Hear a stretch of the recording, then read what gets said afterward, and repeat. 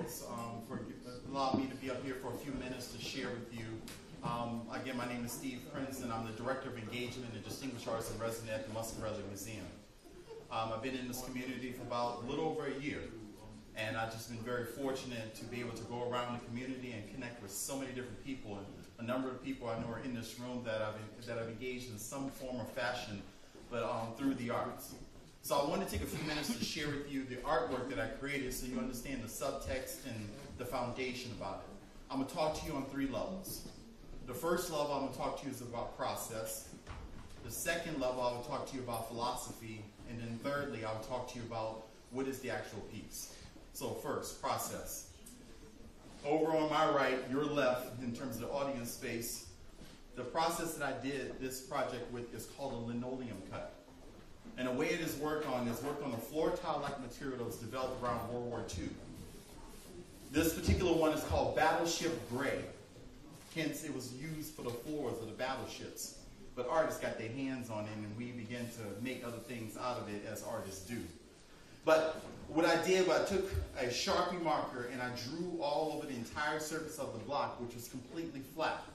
Then I used wood cutting tools in the shape of V's, in the shape of U's, and I began to cut and remove the negative space around my positive lines in order to create the process called relief printing.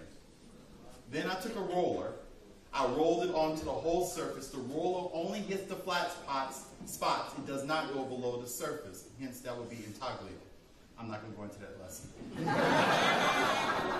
So once I roll the ink on top and get it to be completely black and a complete rich surface, I then apply a piece of paper, and in the process, when you're working in the printmaking studio, when I'm teaching students, I say you get one kiss.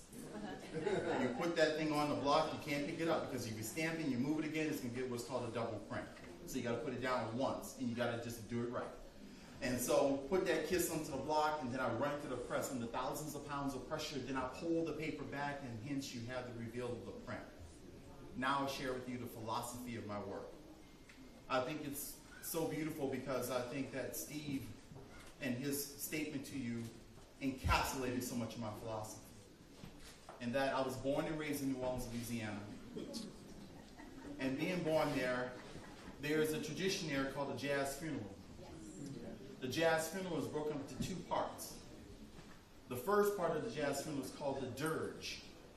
The musicians will purposely play a mournful tune to get everyone that was attending that particular funeral to go into this deep and guttural place and to go into the place where you can express your tears and your sorrow.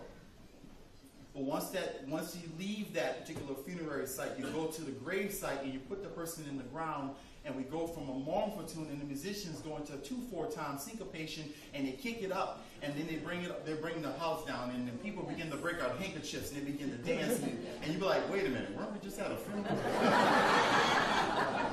So if you ever go down to New Orleans, you go to the jazz funeral, do not be confused. I just broke it down for you. And then once they go into this dance, this frenzy, it's because you're celebrating the life that once was here, but we celebrate that life has transcended on into heaven. And so therefore we celebrate because that person no longer has to feel pain.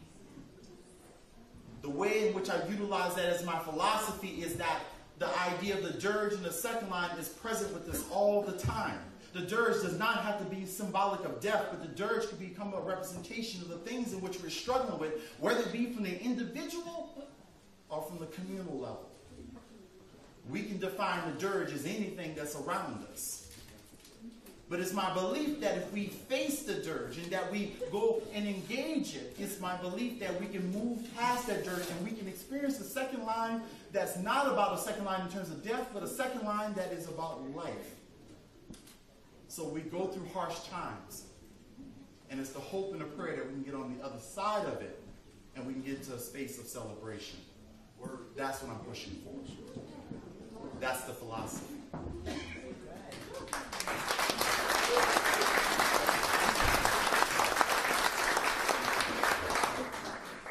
The name of the piece that I created, and this is the actual print directly from the block, and you'll note that it's backwards. So when I'm working out my design and composition, I have to think about how this piece is going to be done this way and how it's going to come out in reverse. So if I use any words, I got to do all words backwards. And I got to think about all those kind of ideas, how to design flip. But one thing that I learned when I was in school was that a good design can hold up in any direction. I can put this thing upside down, right side up, any direction, and it will hold its ground because I worked off of sound design techniques in terms of balance and proportion and scale and all those different things that you learn in art school. I employed them inside of the piece.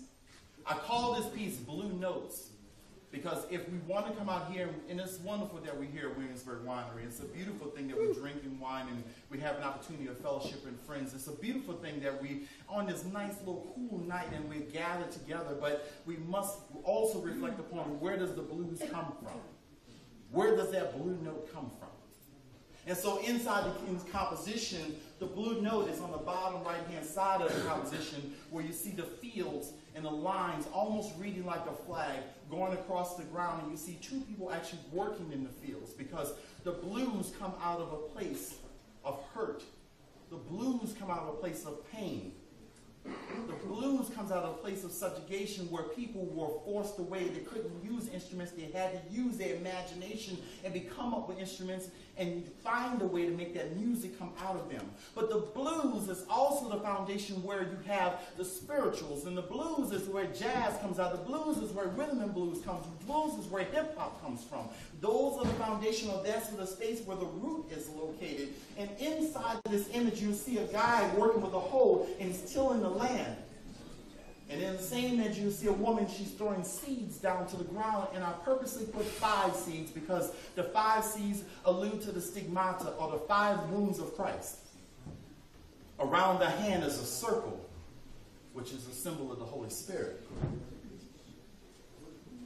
The woman who's throwing the seeds in the field, she's passed those seeds that were passed on to this woman whose hand now is upraised. You see the same spirit around her. And that spirit is embodied within her song.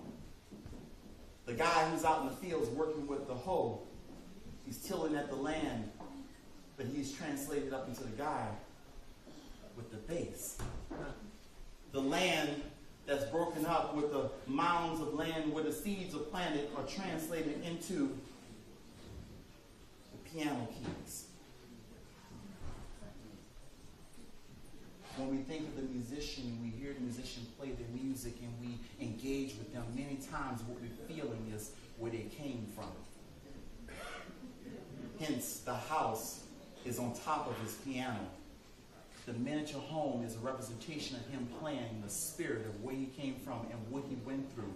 And he is depositing love and joy inside of our hearts so that when we think of the harshness, it's giving us a place of joy in which we can move and get a little bit closer to that second line. The spirit emanates out of that house as it's coming out as if the horn player is playing like a conjurer. The figures in the background, the male figure, the female figure in the background are all inside their minds, inside their hearts, inside their spirit. Yes, there's a lot of hurt and there's a lot of pain.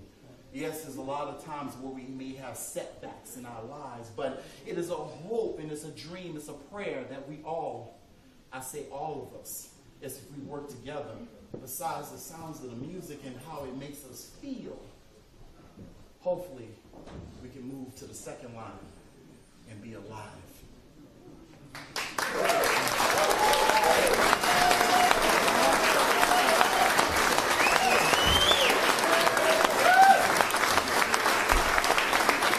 Yes.